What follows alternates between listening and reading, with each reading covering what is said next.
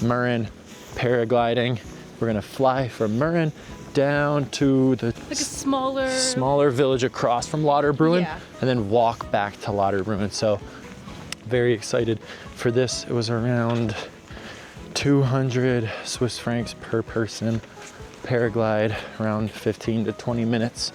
So stay tuned for everything. Follow along.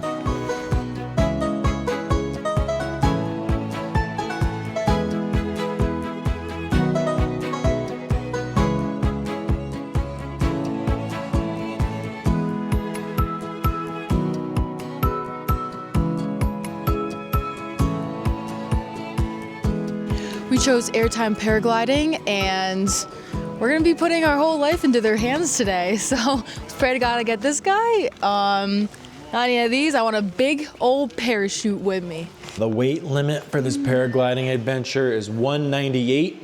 I haven't checked in a while. I would say maybe 194, 195, I don't know. After all this cheese we're eating. Could be 196. Hopefully they don't have a scale. All right, here we go. It's time to paraglide. We're heading on the chairlift right now. We got our group. Super excited. Perfect day. He said we're gonna land like a helicopter. There's not gonna be too much wind, but this snow we're walking through is pretty legit. You ready, Soph? I'm so Come on. ready. Paragliding. I thought this was something I would never do. Me and my dad always talked about skydiving, but here we are doing it. Whew.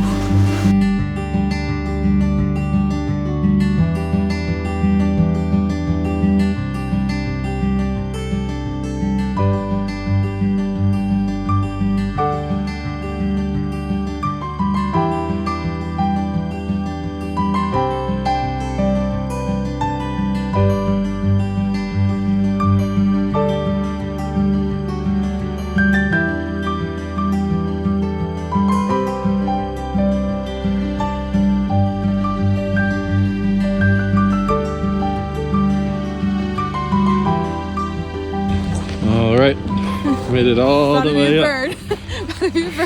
Okay, okay. God. Oh my God, bro. Crazy.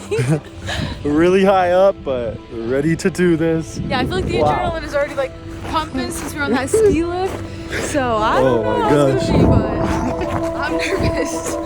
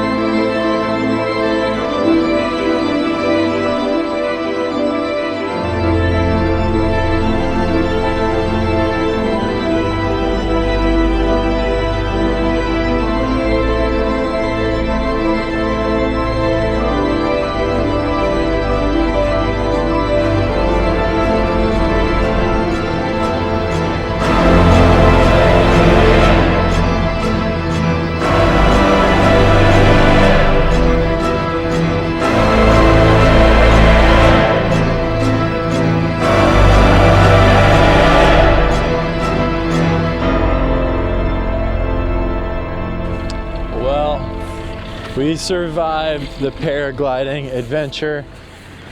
Absolute amazing time. You can't really give it anything short of a 10 out of 10. Yeah. If you hear me hiccuping throughout this clip, it's because I threw up.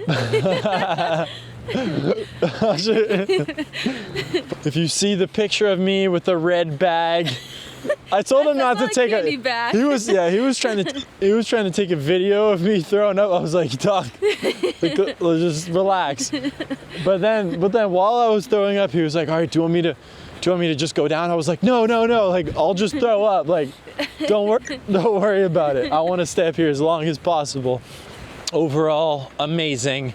They did kind of get us when we landed. We had to spend like, you know, $90 just for like the pictures and videos from both of us. Yeah. Obviously I have this camera and I would be more than willing to like hold it myself, but at the end of the day, it was also just nice just worrying about myself and relaxing up there.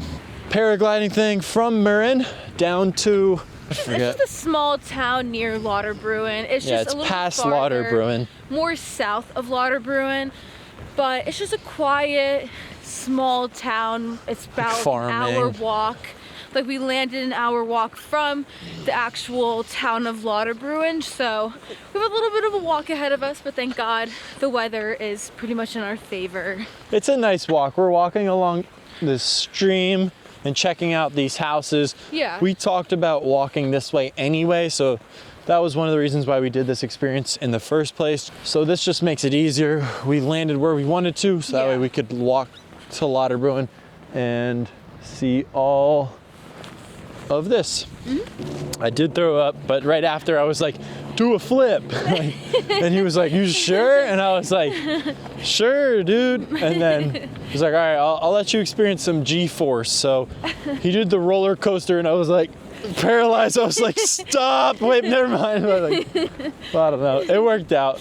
Great time though. Sophia, you had a good time too? Yeah, I had a really amazing time. Again, 100% would recommend doing that. I absolutely loved it. I mean, I love doing a lot of like thrill-seeking stuff, so that was something I've always wanted to do just because I love seeing people fly around in the sky, and I'm always like, oh, I wish I could be doing that. Yeah. So I'm glad I did it. I mean, running off the cliff was pretty insane, and then like in the middle of it, I was a lot more relaxed, just kind of listening to the guy give information about this whole town. So absolutely had like such a fun time up there. Did a lot of spins around, did the roller coaster too. I also like recorded myself doing it, which was really fun. Oh, you got to hold the stick? Yeah, I held it while like we were going around, which was pretty difficult, but thank God it was, you like, held? Oh wow, strapped I in. should have done that too. But yeah, I mean, I had such a fun time. My face is so frozen, that's why I'm not talking as much, but yeah, it was such a fun time. cold up there. Like I would recommend doing it in the summer, wearing some type of like Ski face mask mask or something, yeah. or like better gloves, yeah. Like windproof, thicker pants. It was layered cold. up. It was chilly, but when you're up there, it's all worth it. Like Yeah. it's all worth it.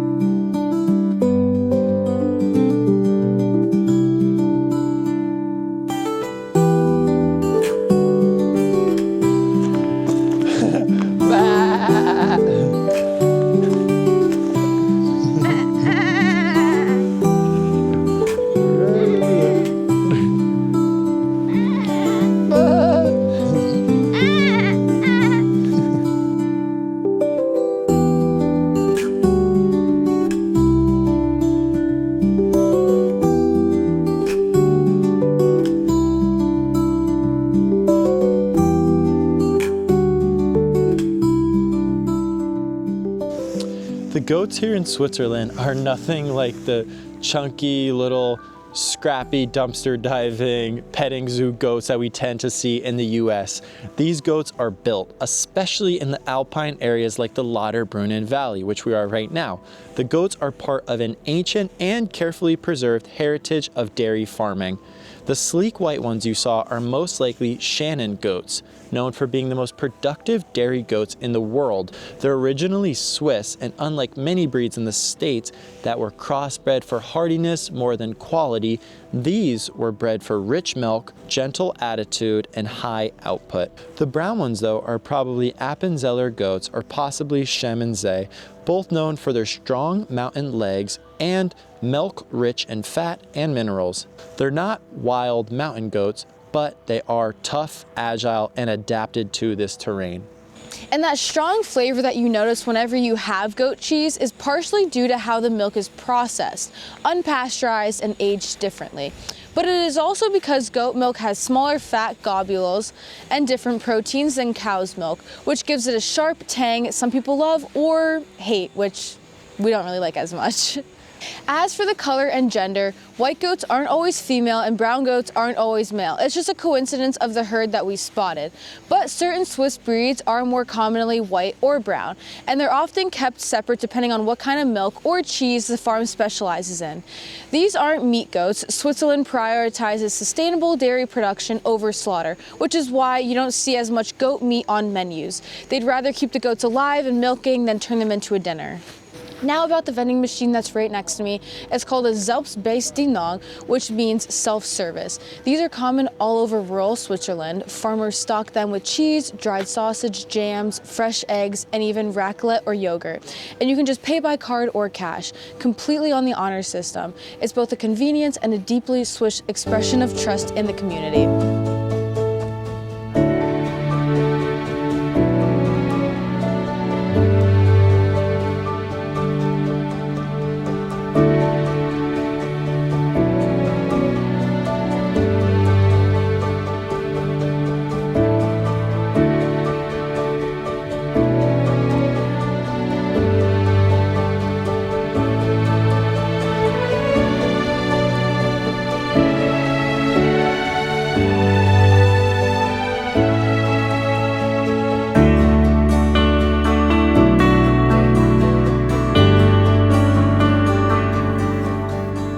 Bite. Best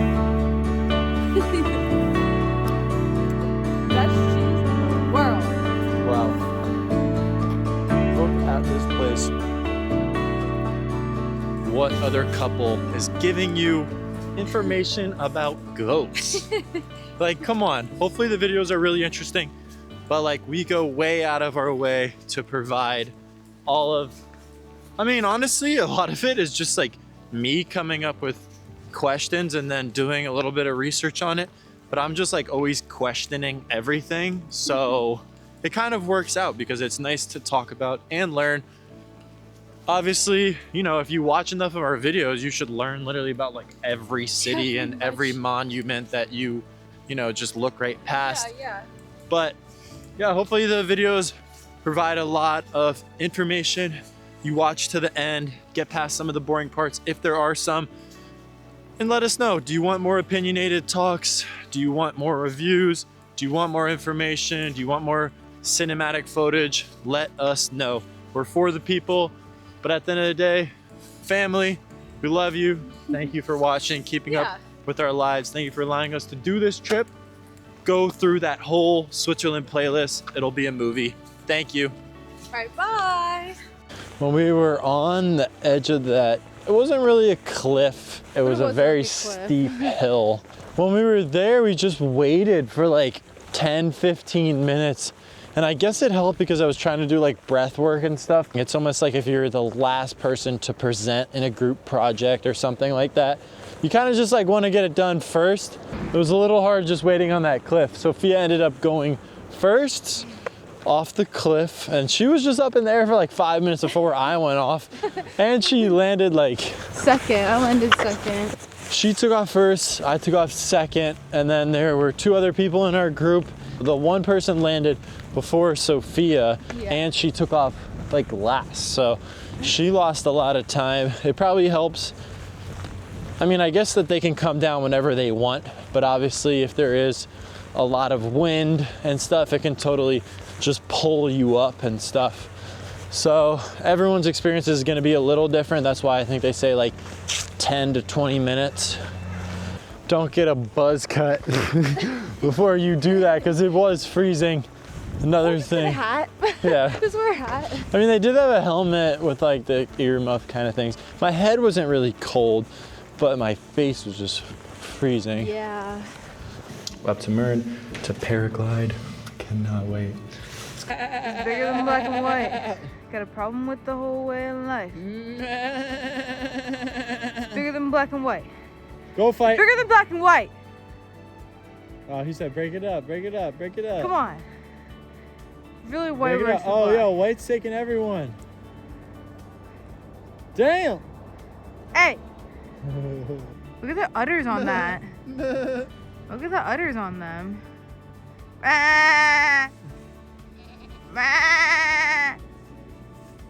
Ah. Ah.